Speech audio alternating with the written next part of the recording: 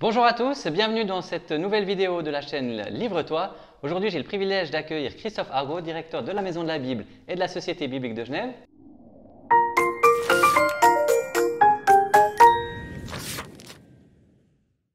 Bienvenue. Merci.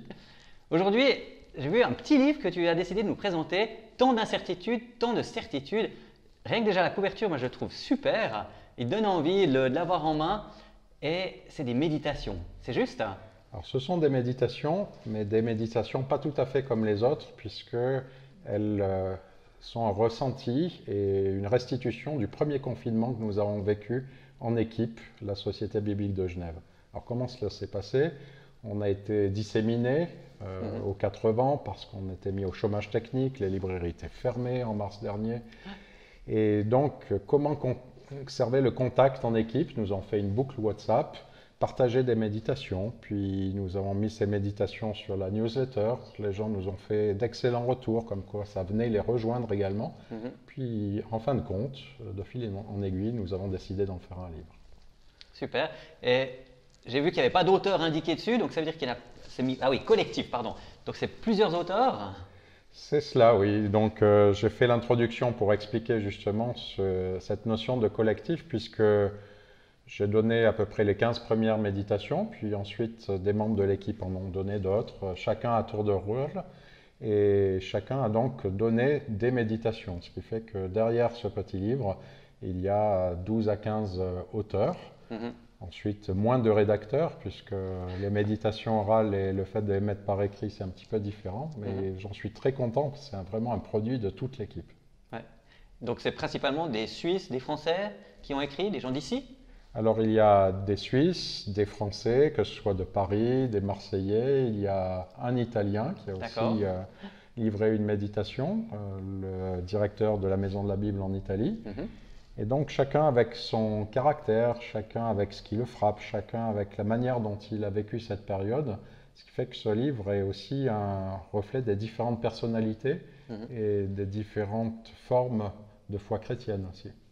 Et le suivi dans le livre, c'est en fonction des jours qui ont suivi dans le confinement ou bien c'est par thème? Comment est-ce que c'est réparti? Alors ce sont les 56 jours du confinement, du 16 mars 2020 au 11 mai 2020. Donc ça va dans l'ordre? Ça va dans l'ordre, ça va dans l'ordre des méditations qui ont été données, donc c'est un petit peu un vie ma vie pendant le confinement.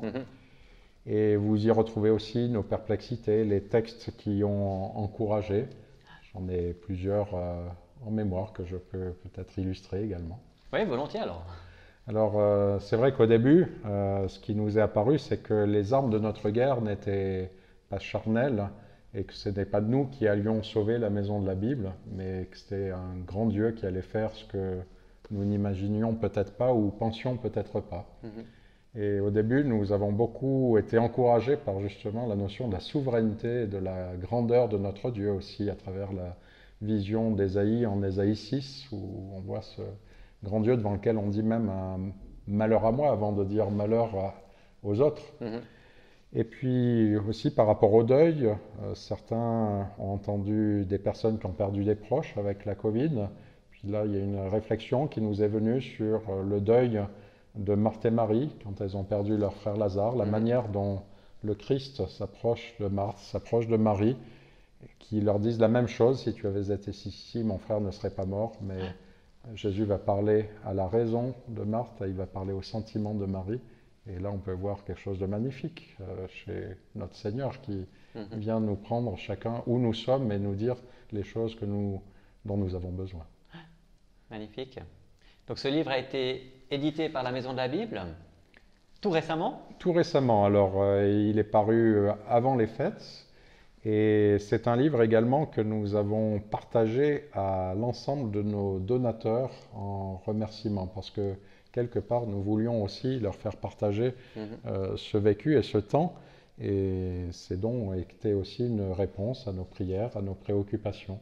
Donc c'est aussi un livre qui a fait le lien entre les collaborateurs et aussi avec nos principaux partenaires, à ceux qui nous soutiennent, etc. Super, donc beaucoup l'ont déjà reçu ou commandé ou acheté.